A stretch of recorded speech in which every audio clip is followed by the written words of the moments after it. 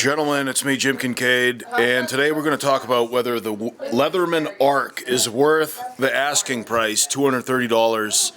And what prompted this is the fact that my brother has been emailing me, or texting me, wanting to know whether or not he should spend his entire Christmas fund on the Leatherman ARC. And my little nephew, William's going to be really ticked off if he does that. Sherilyn's probably not going to like that either, but the thing is that I really like the Leatherman ARC. This is not an official review. I've been wearing it every day. I've been enjoying it. I've been using it, as you can see, quite dirty, right? All my items get really dirty, really filthy. And this one, if you look inside, it's filthy. I could show some of you, I know a lot of you with OCD are going to flip out to see all this grease and grime on here. But that's the way that all of my items go when I wear them. I work in the oil field. But my brother does not work in the oil field. My brother is a professional janitor, okay, which is actually a very prestigious role nowadays in Boston, where he lives and works. And he carries a Leatherman Signal, which is a camping tool. You know, it has like a whistle, one of those little ferrite fire starters, and a hammer. It's kind of like this one, but a little bit bigger, okay? This will be in the, I don't have the Leatherman Signal, but this one will be in its place. It has a little hammer. You might be like, well, how is that hammer going to help? It's too tiny. Exactly. That's the thing about the Leatherman Signal, okay? So my brother's thinking about stepping up his multi-tool game, and I would recommend Leatherman ARC.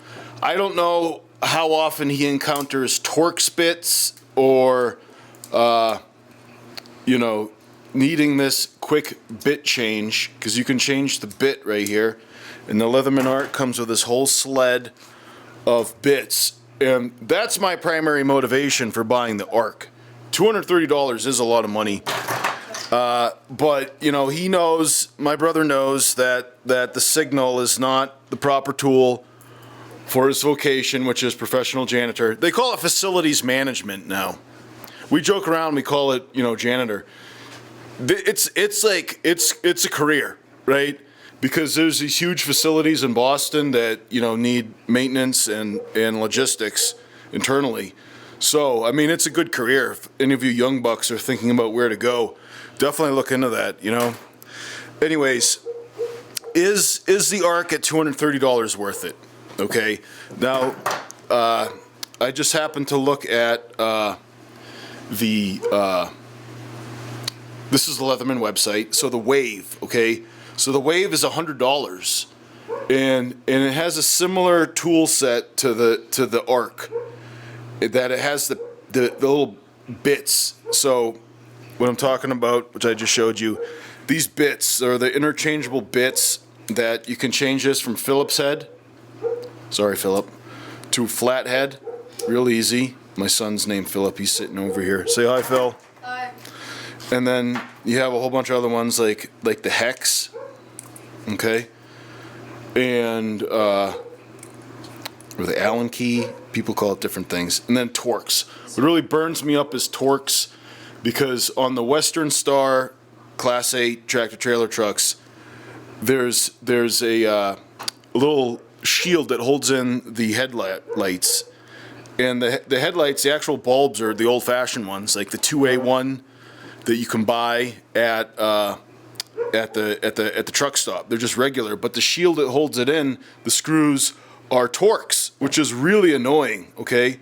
So I have a Torx driver in my truck if I need to change the shield, but what if I'm, you know, gonna jump in Noe or Daniel's truck? I don't know where their Torx is, so it's good to have that Torx on me. That's the primary motivation. $230 just to have a Torx bit to carry with me. I know it sounds ridiculous, but a lot of set screws nowadays on the equipment that I operate, you know, you're going to need these bits for set screws and various things.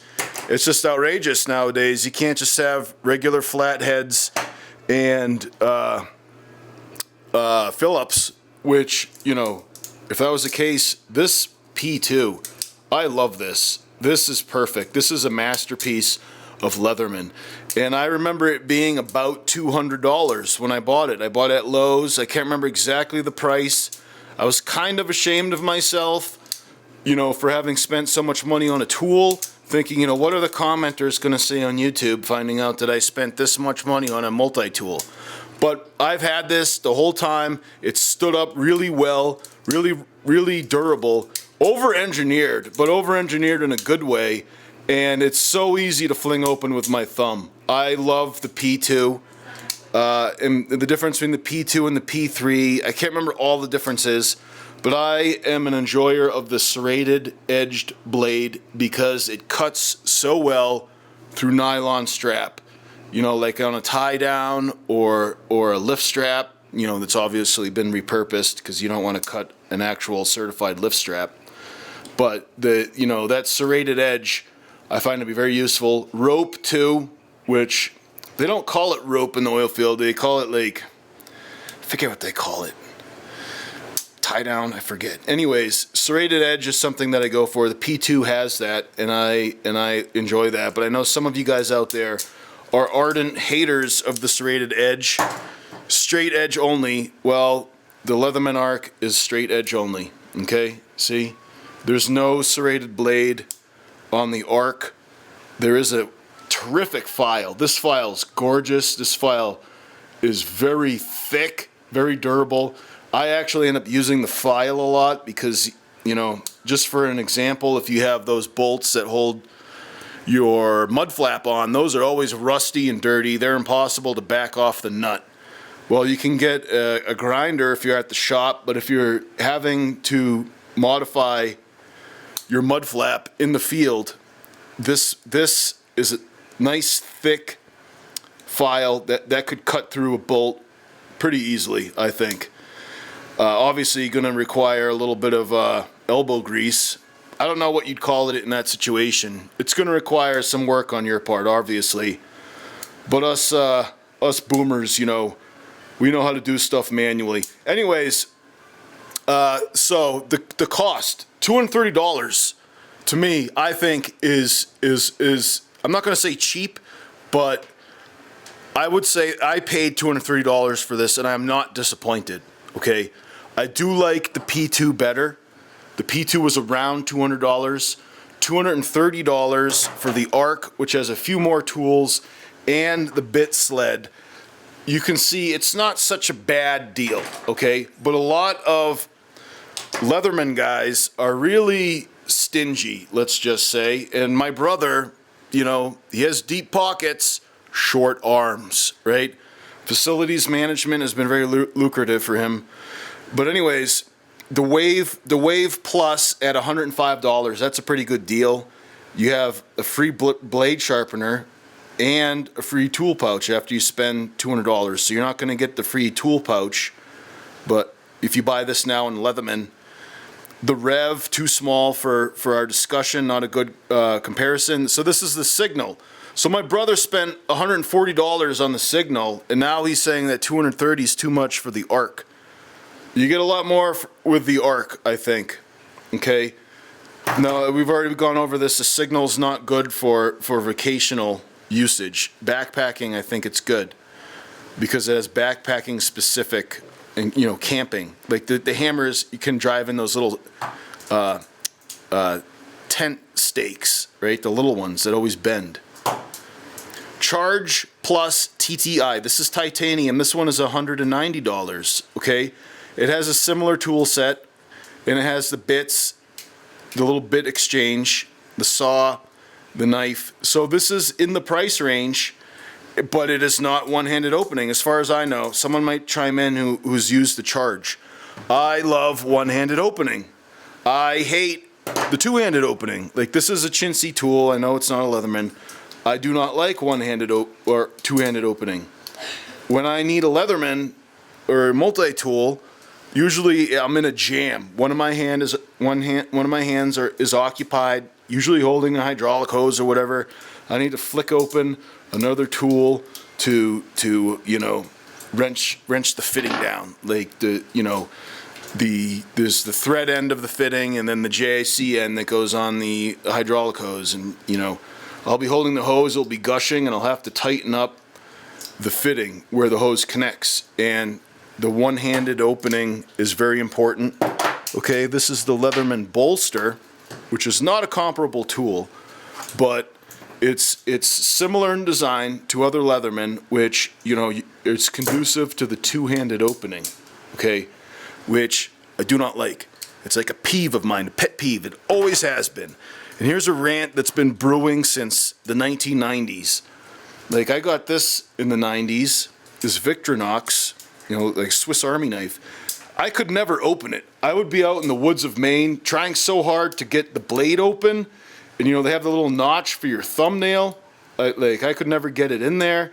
Can't grab the blade. And then you start to get it going, and then it reaches that point where it doesn't want to go anymore, and boom, it's back in there. And you can imagine my screams of rage in the wilderness of Maine drowned it out by, you know, that Black Forest effect they have up there. So it's taken some practice. I don't like, you know, those hard to open tools. And this I bought at L. Bean, I want to say in 1993. It's a Remington knife, pretty small, but, you know, it's held up all these years pretty nice. Obviously it needs to be cleaned. I think my kids borrowed it. But this is a hard to open knife, and this is a mini Leatherman. It's a micro. This is Denise's. But this has a similar type of hinge to the other Leatherman. And so you really have to pry it open to get it going. I don't like that. I like one-handed opening. Like, this is the OHT, recently retired Leatherman. You just flick it open. That's beautiful. I love this one. The problem, you know, there's a number of problems I've gone over before in other videos. I'll go over it again in the actual review video. But the problem is that when you have it in the sheath, it comes down. It pokes a hole in the sheath, and the knife is really bad. You have to, like, look at the silhouette to find where the knife is. The knife is a joke. Obviously, in a pinch, it's useful. You could use it. And there's a whole separate serrated one for the purposes I discussed, cutting the nylon cordage in the straps, the nylon straps.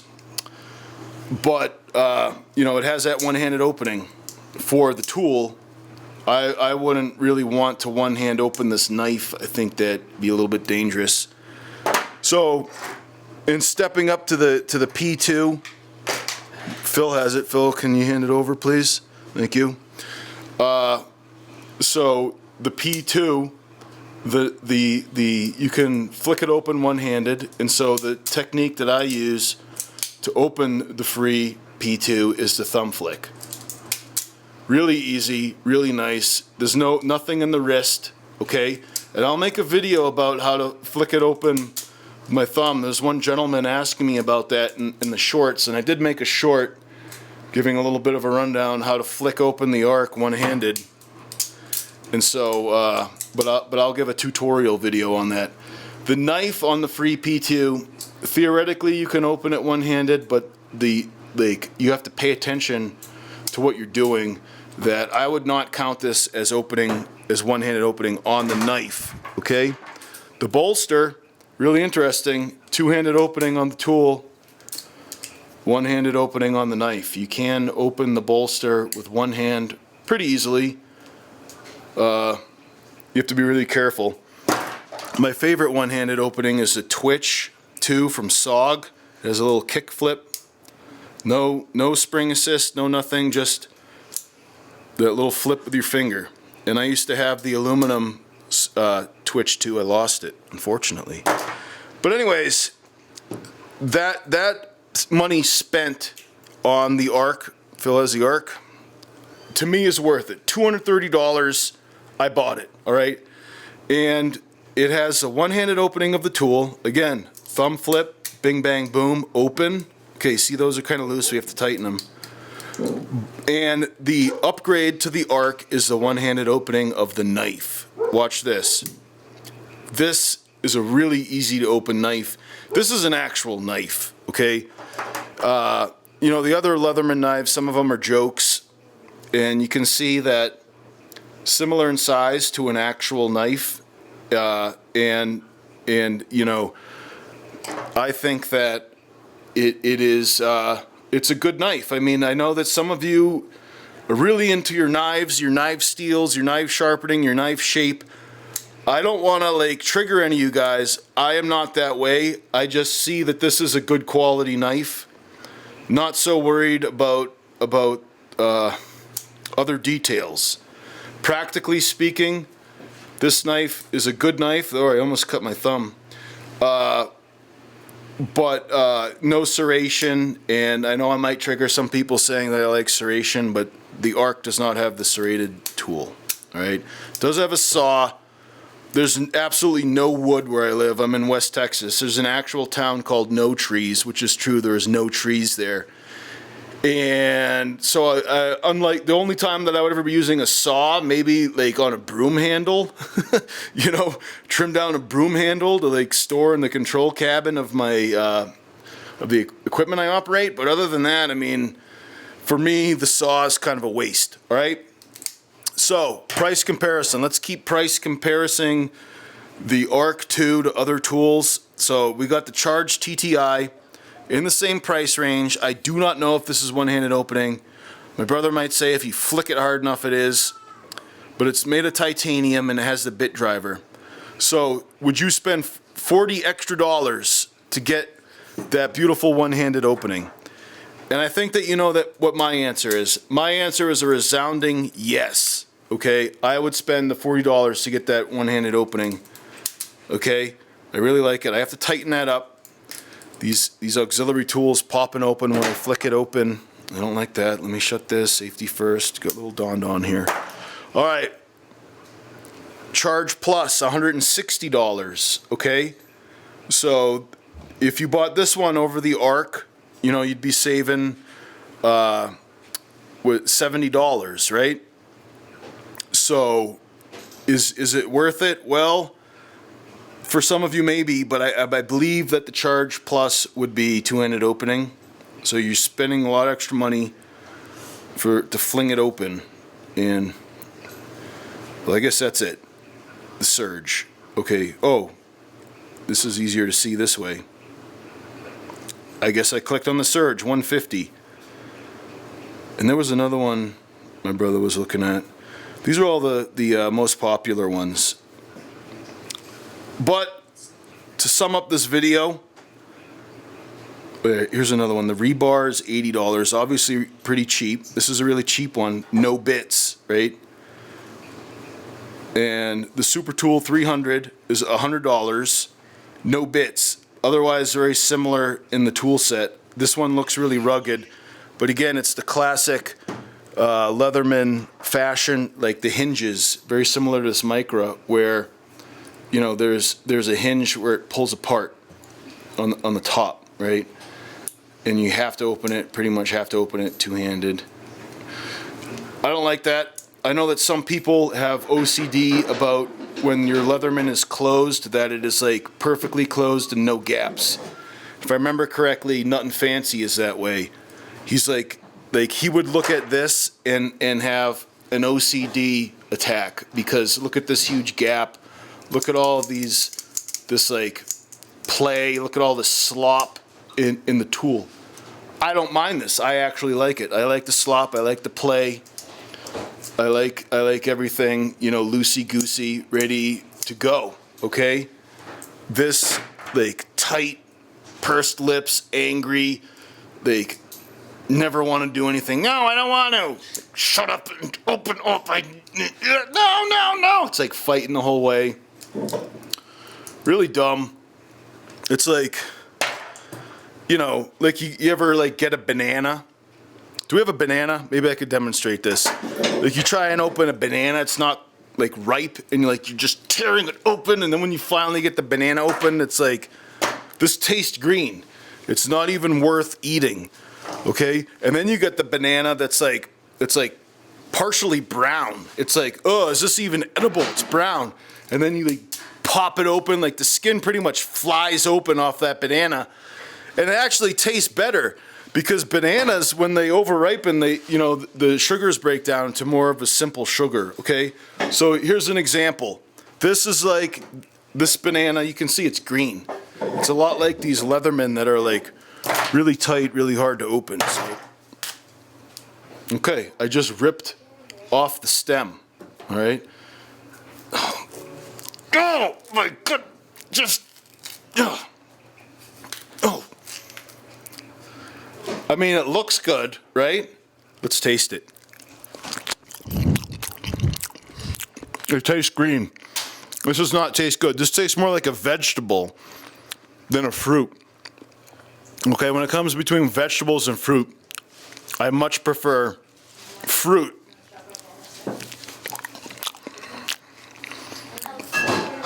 All right, Don, you want the rest of this banana? Anybody dare me to eat the seed? Oh, no. I do. Okay, I will. Ready? Ah! Oh, it tastes gross! Well, I mean, it looks good because there's no brown part. The problem is that it doesn't taste as good, okay? This banana is a good life lesson when it comes to your multi-tools. Like this tool, you'll be like, oh, it's you know, it's like too loose. Guys, my memory card is about to run out of space. I just want to say that for me, the Leatherman ARC was totally worth it. All right? Here you go, Don. Oh wait, this isn't the Leatherman ARC. I think it's worth it. $230. If you just don't have that much money, it's not in your budget, obviously, don't purchase this item. There are good alternatives that are cheaper in the Leatherman series. But if you have the cash, I like the Leatherman ARC. I'm not up to date about the cutter problem. People saying the cutters are trash. I already had in my closet more cutters because I live by that motto, be prepared. I already have some old cutters. I don't know how old these are. I've had these in the closet for a while just in case they break, because they're supposed to be, if they break, you replace them. But people are cutting coat hangers with the ARC and the cutters are breaking. They're like, oh, this is trash. I don't want to get into the argument today. But anyways, guys, if you have any questions or comments, please leave them below. My name is Jim Kinkade. Thanks for watching.